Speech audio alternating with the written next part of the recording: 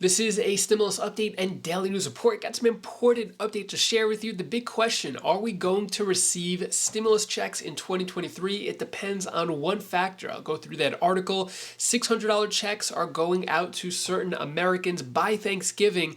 And Pramila Jayapal talks about how the Democrats need to be the proposition party, not the opposition party, now that Democrats accept defeat in the House of Representatives. And I'll give you some other important updates as well. Hope you're having a great day. If you appreciate the fact-based, fast-paced updates, hit the like button down below. So will Americans get any stimulus checks in 2023? That's the big question, because it looks like 2022 not going to happen. We only have a few weeks left of the lame duck session. Doesn't seem like any federal stimulus checks are going to happen between now and January. So the big question is, are we going to get it next year?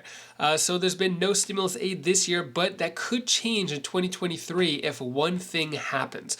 What is that one thing? Well, it's something that a lot of people are predicting. Basically, a recession. If a recession could spur another stimulus round. So basically in 2001, 2008, when we had recessions, there were stimulus checks sent out, not as big as this pandemic stimulus checks that were sent, but there were stimulus checks sent out. So if a recession, which CEOs, government officials, the Fed, economists, a lot of them are predicting that there is a recession about to happen. So could this bring stimulus checks? Possibly. Could it bring unemployment boost? Possibly. It all depends if the US decides to officially announce a recession.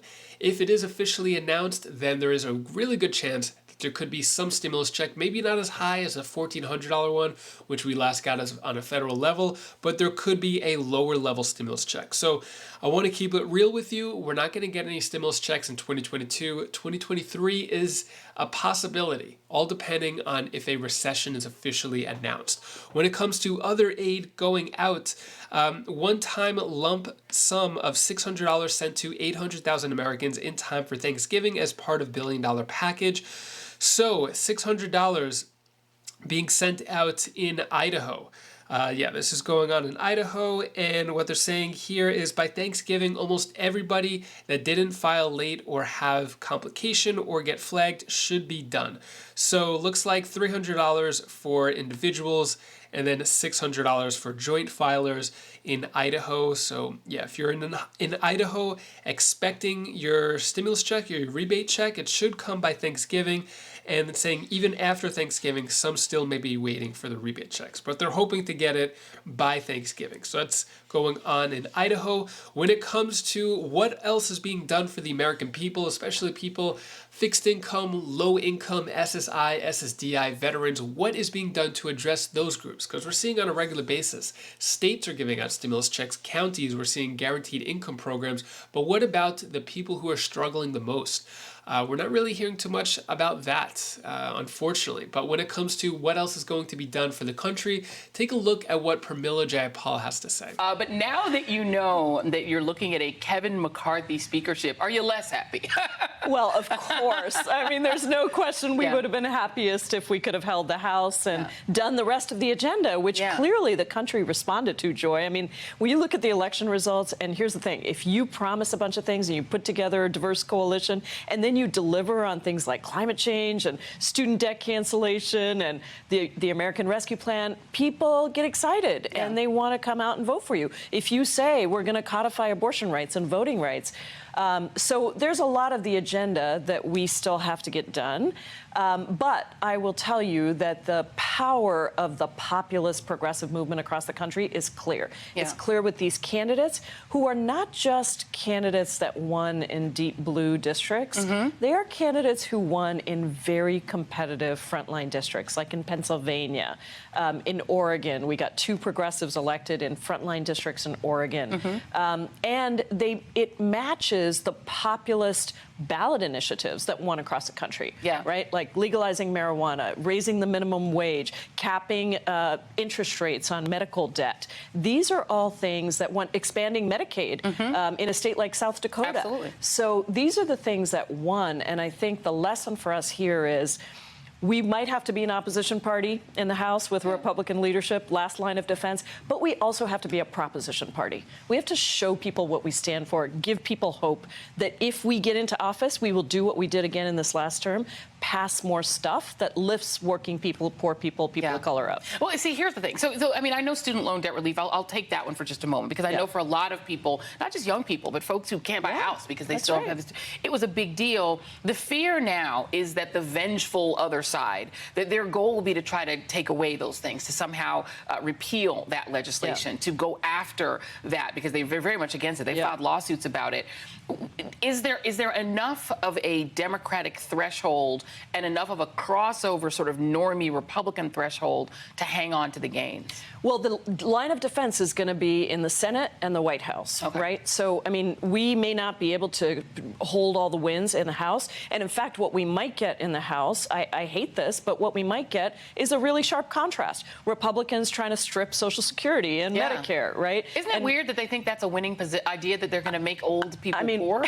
Why do they think that, stripping abortion rights is popular? Have they seen the polling across the country?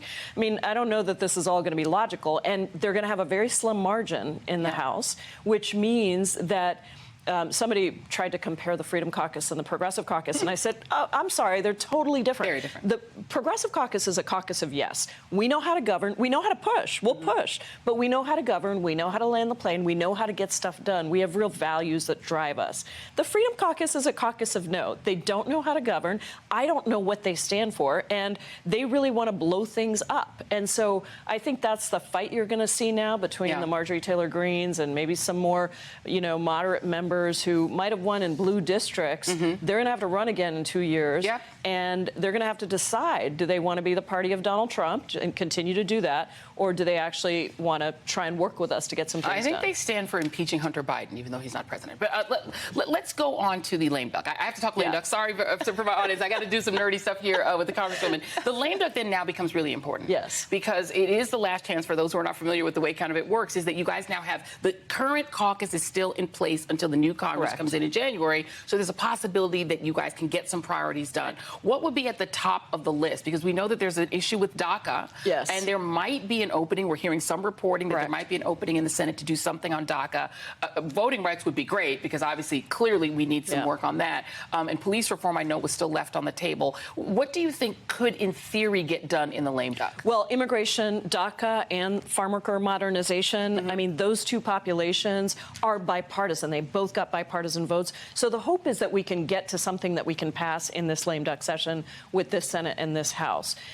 We also do need to make sure to take some tools that they're going to use to hold us hostage off the table. So that's the debt ceiling. We got to take the debt ceiling off the table so they don't try to strip abortion rights again and reproductive health care from us. Well, they've stripped abortion rights, but reproductive health care from us. And then we're going to have to pass some appropriations bills, because that's what funds the government, and that needs to get done also. But let me give Speaker Pelosi her flowers. I mean, I think that history will look upon her as the greatest House Speaker, really, in modern history, since Sam Rayburn. I mean, there isn't anyone who's been more accomplished.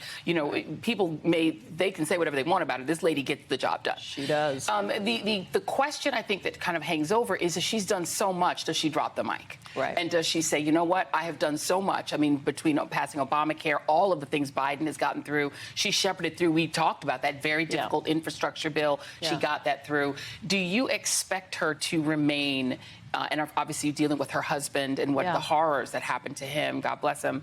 What do you think? Do you think she stays in? I really don't know, and I think she can probably do whatever she wants. I think, she is a phenomenal speaker. She can do speaker. it and do it in heels, by the way. She can, and I'll tell you, I've traveled with her. I've had the honor of going on delegations overseas. She is incredible. I do think that there's a hunger across the caucus to, sort of bring more people in and things like that. But if she wants to be speaker, minority leader is what it will be now that we're in the minority. I'm still trying to get used to that, Joy.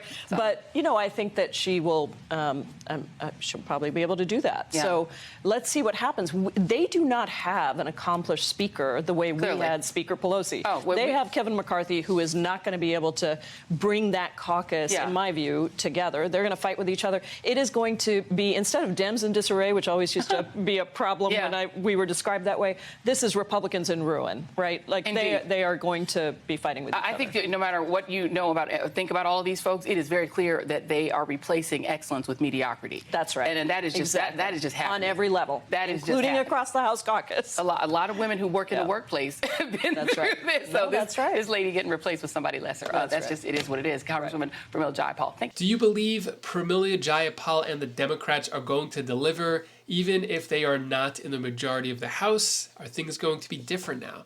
Let me know your thoughts on that. And that is all the news that I have for you today to hopefully brighten your day a bit. Here's my daughter Bella's tip of the day. The one thing for the tip of the day, be glad what you have, because I might not be there, because if you really wanted something and now you don't like it, you have to take a chance what you had before, because I might not be there. So that's the last tip of the day that I wanted to give. Bye, it's Bella. Thank you so much for watching. Appreciate your support. If you like how I got straight to the point, told you exactly what was going on, kept it real with you, told you the truth, then hit the subscribe button so you could get updates on all the videos coming out on matters that financially matter to you. And that is it. If you want to check out any of my other videos on my other channels, click right up here, and I'll see you in the next video. Take care, be safe. Thank you for watching.